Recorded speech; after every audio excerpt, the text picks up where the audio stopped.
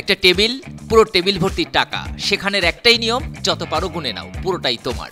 এমন বোনাসের স্বপ্ন হয়তো সবাই দেখে, কিন্তু চীনের হেনান মাইনিং ক্রেন কোম্পানি এটা সত্যি করে দেখালো। কর্মীদের জন্য ঘোষণা করলো 40 মিলিয়ন ইউয়ান বা প্রায় 67 কোটি টাকার অবিশ্বাস্য নগদ বোনাস। কিন্তু শর্ত একটাই, কেবল গুনতে পারলেই পাওয়া যাবে টাকা।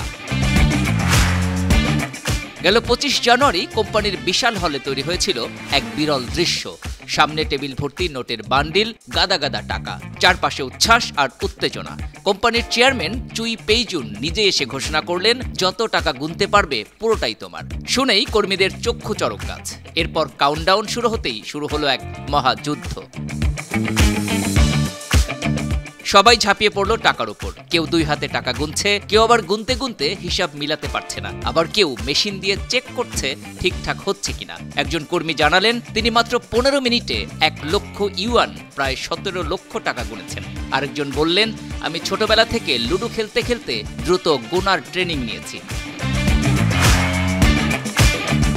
কোম্পানির চেয়ারম্যান চুই পেইজুনকে জিজ্ঞেস করা হলো, বোনাস তো ব্যাংকে ট্রান্সফার করলেই হতো, এটা কেন? তিনি মুচকি হেসে বললেন, নগদ দেওয়ার মজাই আলাদা। Desk report, 52 TV.